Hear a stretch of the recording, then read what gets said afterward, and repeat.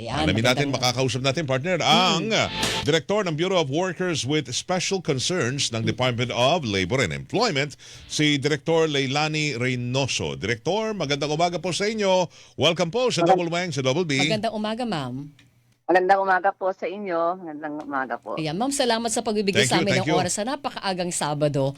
Pakipaliwanag lang po sa amin at sa mga listeners natin at viewers, ano yung magiging pagbabago po sa programa ng Tupad? Muli magandang umaga po. Ang tupad po is a community-based emergency program. Tuloy-tuloy lang naman po ito sa pagiging isang programa ng Department of Labor and Employment para po makatulong sa mga marginalized, vulnerable at displaced or disadvantaged workers. So ang isa po sa pagbabago lamang, yung po, tama po kayo, medyo naging ano na po siya ngayon, yung sustainable at may impact na mga project po ang aming mga pinagagawa. Inalis na po natin yung mga, sabi nga po natin, inaalis na po natin yung walis-walis na yan. Kasi ang tupad po, 10 to 90 days po talaga siyang pagpapatrabaho. Isa rin po sa ina-encourage namin ay sana hindi lang siya yung pa 10 days lang na trabaho, kundi mag-isip po o makagawa ng mga work program na mas makikinabang po yung benepisyaryo at maging yung komunidad. So, ang mga sample po ng mga pinapatrabaho namin, yung more or less po ngayon, yung not necessary na maglilinis lang ng kundi meron po tayong more or less yung pagtatanim. Pag nagtanim po naman, hindi naman yung panandalian eh. Yes. Meron po tayong expect na inaani naman sila afterwards na nagtanim sila, kung vegetable farming siya. Magsasample na po ba ako? Dire-diretso Go na ahead, po ba? please. Opo, Opo, yung mga opo, trabaho opo. na i-expect So, natin sa Meron din Tupad. po tayong mga reforestation or planting, Mhm. rehabilitation po or repair ng mga minor public infrastructure. Pinapasok po namin to kasi yung pong tupad ay ini-implement na po with convergence with other agencies. So nakikipang-converge po kami yung Brigada Eskwela po like sa Yes. DepEd.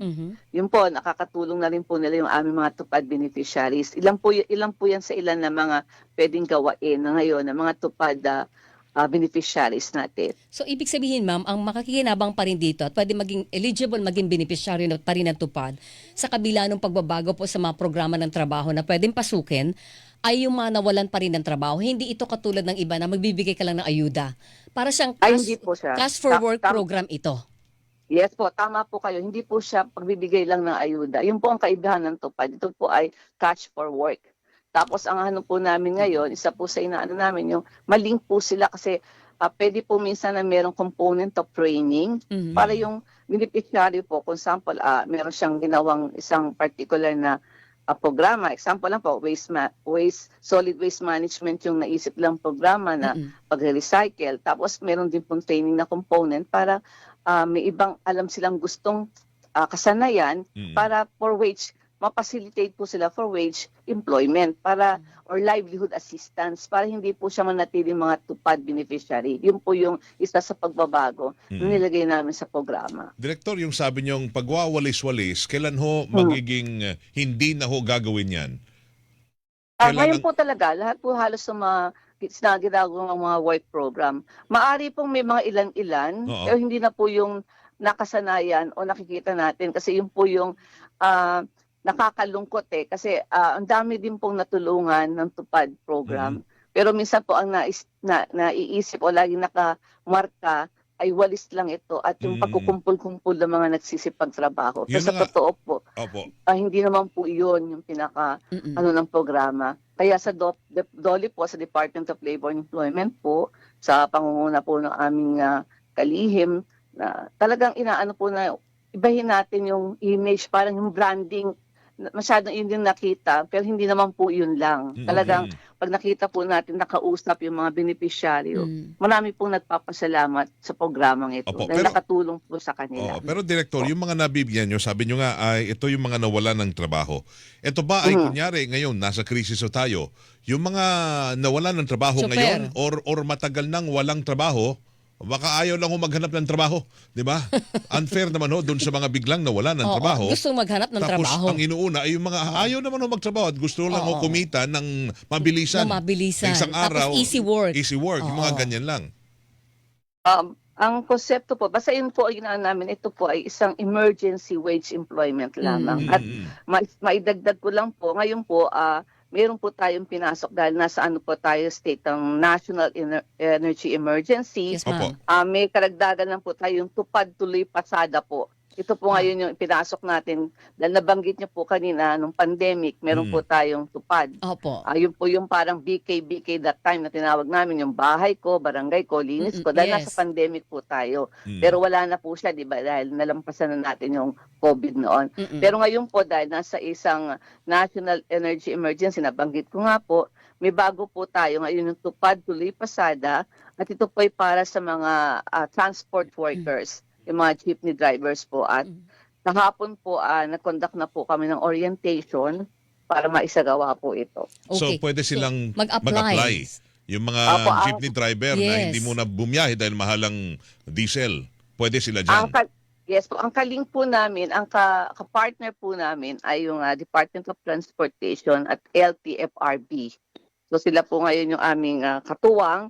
Ang coverage po kasi nito yung mga qualified public utility vehicle. Tama po yung mga jeepney drivers po na nire-refer ng LTFRB sa amin na naka-experience ng pagkawala ng significant reduction ng kanilang income dahil nga po dun sa taas masyado ng oil o ng diesel o ng gasolina. Pero Yun hindi po naman, siya. sorry. Oo. Sino po magsasabi na halimbawa Yan. nag-apply ako, driver ako, Mm-mm. gusto ko pong pumasok sa tupad, sino ang magsasabi na ito ang work program na papasukin ko? Ako ba na driver o ang DOLE ang magsasabi na ito ang available, dito ka pwede? Yung pong, nabanggit ko po, yung mga nagiging target beneficiaries po namin, so referred po sila, identified and referred po sila by the LTFRB. Ang gagawin po nila, driver pa rin po sila, magdadrive pa rin po Alright. sila para po mapamintain natin na meron po tayong Bumabiyahe. patuloy na namamasada nang sa ganun po, ang makakaano po, yung mga commuters po ay makikinabang. So, dalawa po ang tinitingnan natin dito. Yung drivers po, tinulungan natin para maging tupad beneficiary, para patuloy po silang mamasada at mag-provide po ng sasakyan sa mga commuters natin na mostly po mga nagsisipagtrabaho. So, yun po yung kanilang tatrabahuhin, gagawin. Magkano po yung Para bayad po sa kanila? Po, Magkano po yung ibabayad sa mga driver na tuloy ang pasada under tupad? highest minimum wage pa rin po tayo. Highest prevailing minimum wage pa rin po sa region Oo. kung saan nila i-render yung actual work. Minimum wage per day. Opo, yes po, yun pa rin po siya. Alright. So, opo. Ito po ay hiwalay sa magiging programa sa ilalim ng servicing program ng gobyerno. Contract servicing. Contract na meron servicing din. ng gobyerno.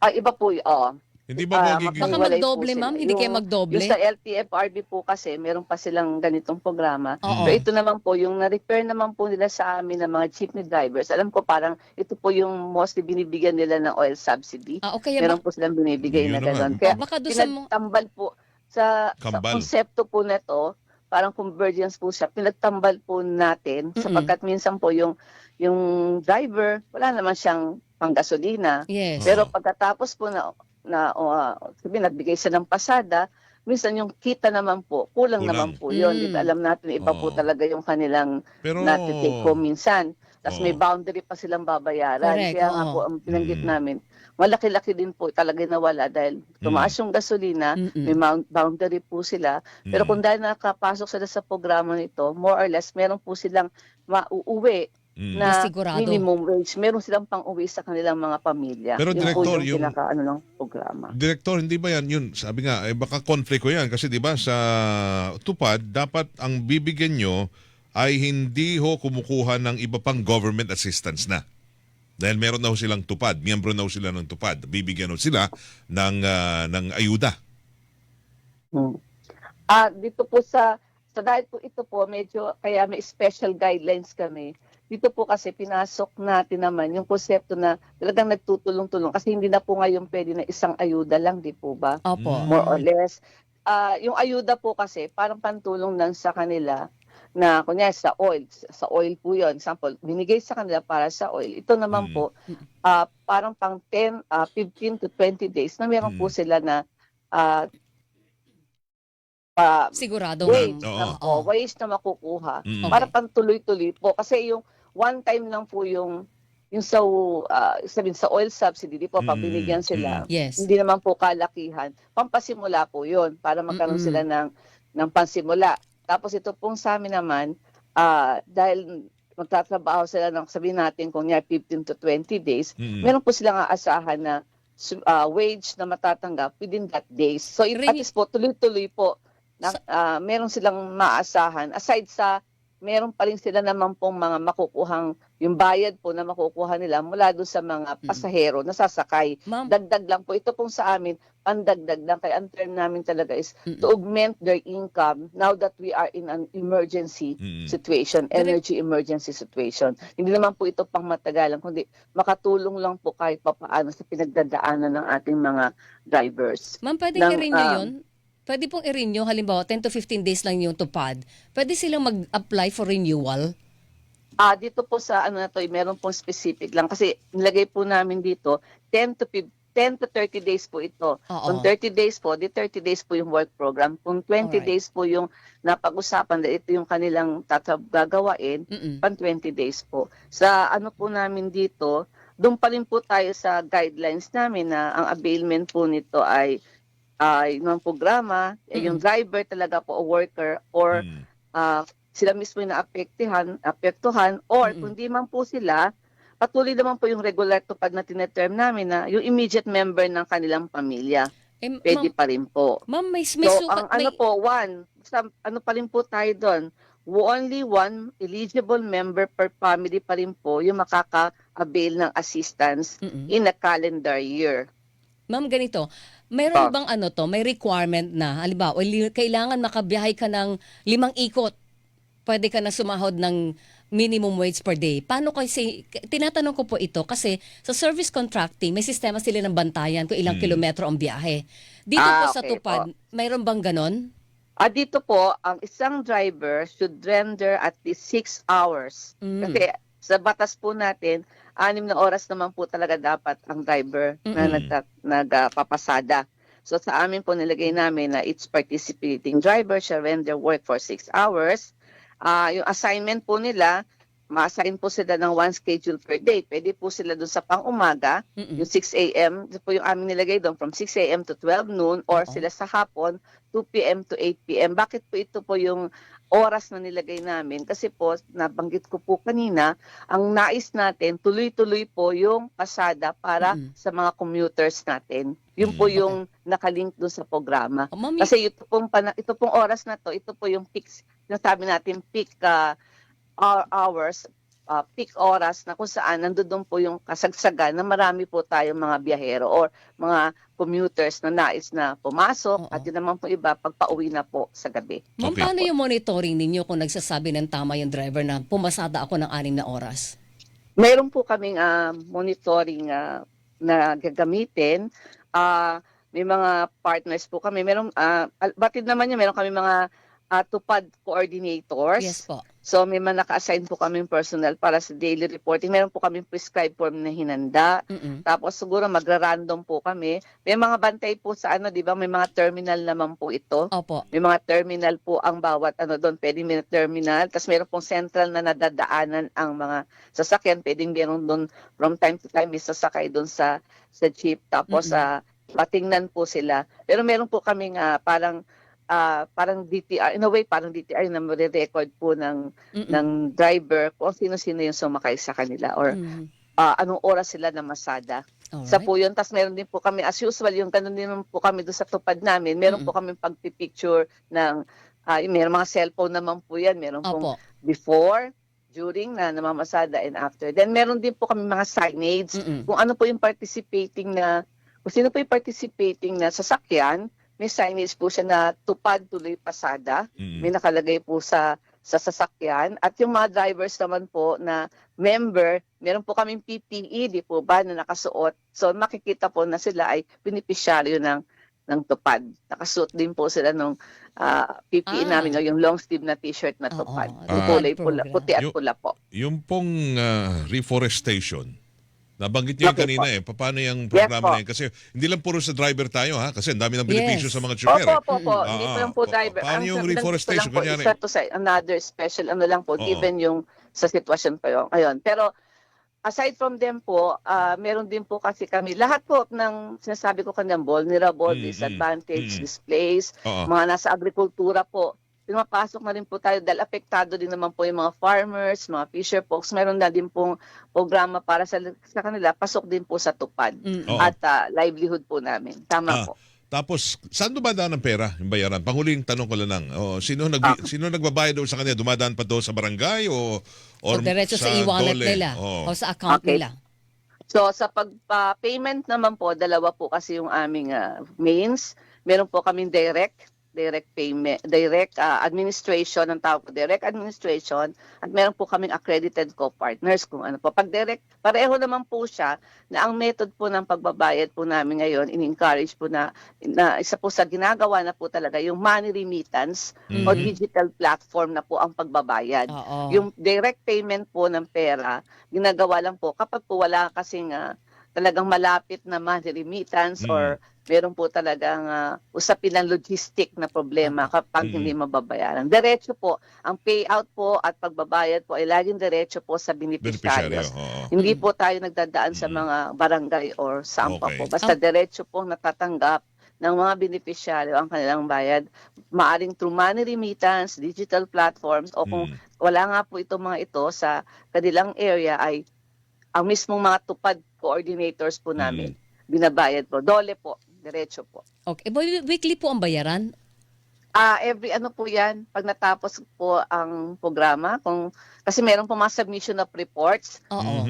ganun po siya. Pero dito po sa isang programa ng Tupad Tuloy Pasada, Oo. mga every 10 days, 10 kung days. 20 days po to, after 10 days yung ganun po yung ginawa. Kasi iba naman yung pangangailangan. Pero sa iba po, pag natapos na po yung work program, yun po yung pagbabayad po ng payment ng kanilang wage. Last na lang ma'am, kailan sinimulan itong Tupad Pasada program?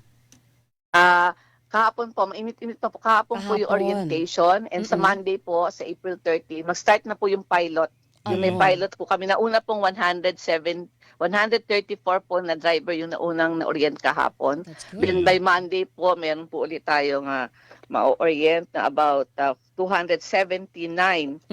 Kaya mag-total na po sila about 413 na drivers na po. NCR muna lang po ito. Pero meron pong mga iba pang mga binigay sa aming LTFRB na mga regions para kung saan po natin i-implement pa ito. Hindi naman po siya sa NCR lamang. Bababa na rin po siya sa Region 3, 4A, Opo. 6, 7. May mga na-identified po ang LTFRB. And Okay. other regions, kung ano po yung mga ibibigay nilang listahan sa amin, kung sino po yung mga nangangailangang mga drivers po. Alright. Alright, Director, salamat. nako, maraming salamat po. Ang Thank you dami po, namin Director. natutunan sa interview na yun. Thank you, Mama.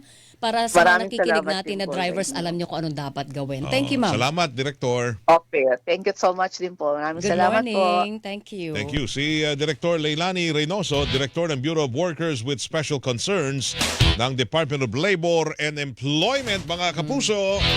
Ayan. Hilingan, walang pinopro